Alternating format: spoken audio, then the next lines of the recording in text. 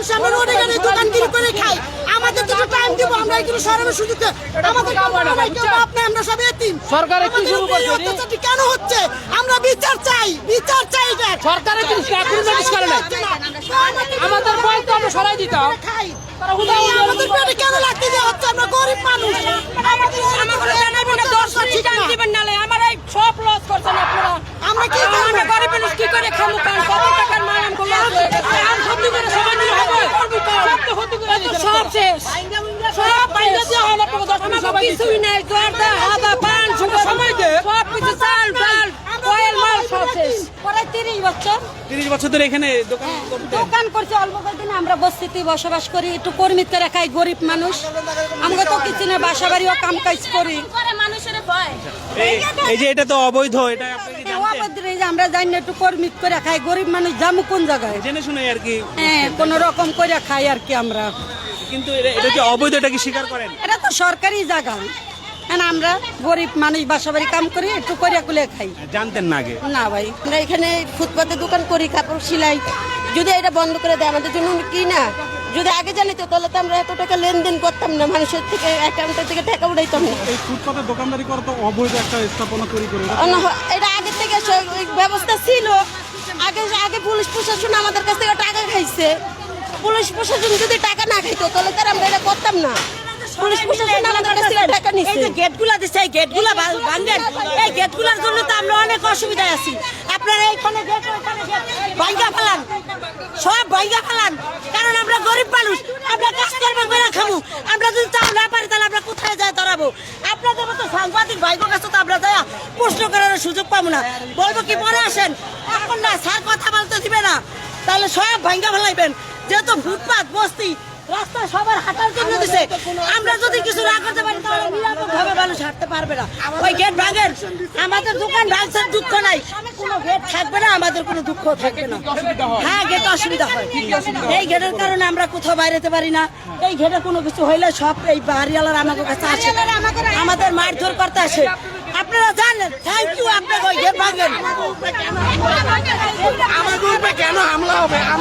আমাদেরকে তো অবজেকশন দিতে হবে যে ভাই এটা ভেঙে ফেলে, কিন্তু আমাদেরকে কোনো কিছুই বলেনি।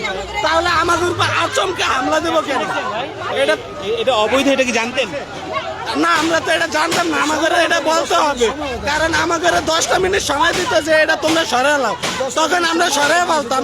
যদি না সরাইতাম তখন আপনারা একটা পদক্ষেপ নিতেন। কিন্তু এখন আমাদের কোনো সময় না দিয়ে আপনারা এই কাজটা করা তো উচিত হয়নি আমাদের। না, আমাদেরকে আগে থেকে কোনো নোটিশও দেয় না, কোনো অবজেকশনও দেয়নি।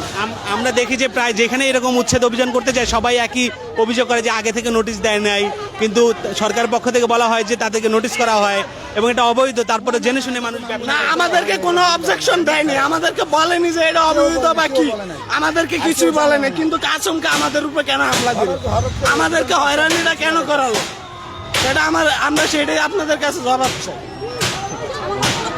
কতদিন ধরে আপনি এখানে থাকেন? আমরা এখানে তো অনেক বছর ধরে থাকি, ছোটকাল থেকে এই পর্যন্ত থাকি। আজ পর্যন্ত আমাদের বলেনি যে এটা তোমাকে অবৈধ, এটা সরালাম। এই বস্তি কি বৈধ নাকি অবৈধ জানেন? বস্তি আপাতত আমাদের জন্ম থেকে আমরা দেখতেছি, বৈধ না অবৈধ এটা তো আমাদের কিছু বলতেছে না, বুঝেন নাই?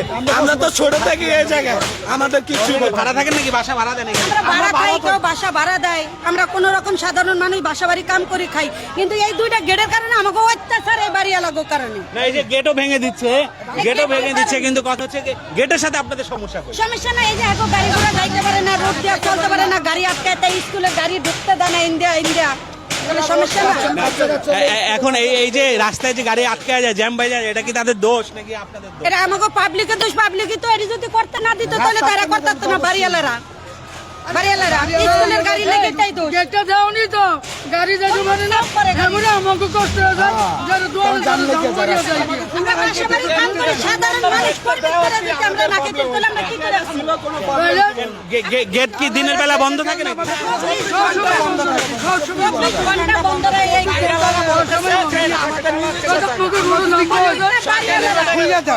এই ওরা খোলে না। তখন আমরা বলছি যে দেখেন আমাকে পুরো হয় এই গরমের মধ্যে মানুষ একটু আসতো, এলা রোড এলে আজকে তালা মারিয়া তো আমাকে একটা লোকও দেখতে পারে না। এই আমাদের শোনা। সানবিট সব দিবে সামাল। সানবিট ম্যাজিক প্রেস ডিশওয়াশিং এর মাথা ঘোরানো সলিউশন।